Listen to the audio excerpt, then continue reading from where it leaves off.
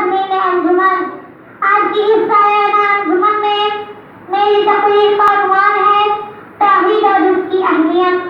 صدر محترم اور دینی بھائیوں، کیا آپ بتلا سکتے ہیں کہ وہ کون سی چیز ہے کہ صرف اسی کے لیے اللہ تعالیٰ نے زمین پر بے شمار نبیوں اور رسولوں کو مبعوث فرمایا؟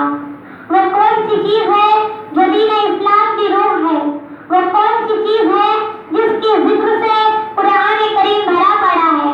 وہ کون سی دولت ہے جس کو حاصل کرنے کے لیے حضرت سمیہ رضی اللہ عنہا نے شرمناک طریقے سے شہید ہو جانا گوارا کر لیا مگر اس دولت سے ہاتھ نہیں دھویا؟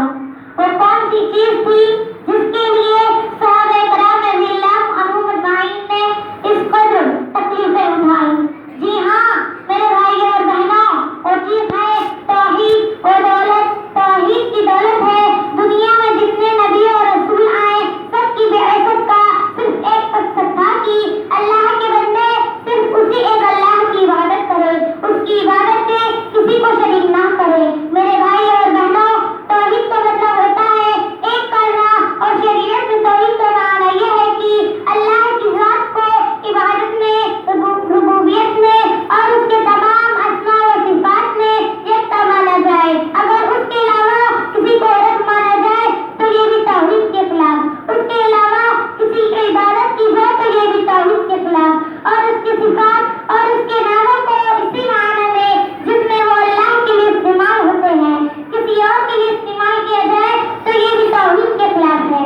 میرے بھائی اور بہنوں، مسلمانوں کی تاریخ گواہ ہے جب تک ان کے سینوں میں توحید کی دولت تھی یہ زمانے میں سرفراز تھے، صاحب عروج تھے، لیکن جب توحید کو چھوڑ کر مسلمان ہی شرک کی غلاظتوں میں مبتلا ہو گئے اسی دن سے مسلمانوں کے زوال کی کہانی شروع ہو گئی۔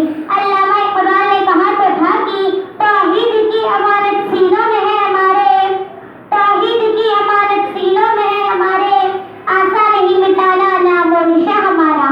مگر حقیقت یہ ہے کہ دھیرے دھیرے مسلمان اس طرح سے ہاتھ دھوتے چلے جا رہے ہیں۔ وہ مذہبی اسلام جس نے عقیدہ توحید پر اس قدر زور دیا تھا کہ شرک کی طرف لے جانے والا ایک معمولی سا کلمہ بھی زبان سے نکالا جائے اس کا یاد نہیں دیا، اسی مذہب کے ماننے والے آج جگہ جگہ اپنی توحید کو مٹا کر شرک و بدعت کے عمیق گڈھوں میں گھستے چلے جا رہے ہیں۔ محترم حاضرین، اللہ تعالیٰ نے انسان کو پیدا ہی اس لیے کیا تھا کہ انسان صرف اور صرف اسی کی عبادت کرے۔ ارشاد ربانی ہے وَمَا خَلَقْتُ الْجِنَّ وَالْإِنسَ إِلَّا لِيَعْبُدُونِ، میں نے جنات اور انسانوں کو صرف اپنی عبادت کے لیے پیدا کیا ہے۔ بھلا بتلائیے اس انسان سے بڑا ظالم کون ہوگا جو اپنی تخلیق کے مقصد کو نہ پہچانے اور اللہ کی عبادت میں غیروں کو شریک کرے؟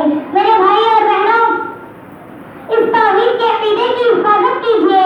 نماز میں ہر مسلمان اپنے رب کے سامنے یہ اقرار کرتا ہے کہ ایاک نعبد و ایاک نستعین، اے اللہ ہم صرف تیری عبادت کرتے ہیں اور صرف تجھ سے مدد مانگتے ہیں۔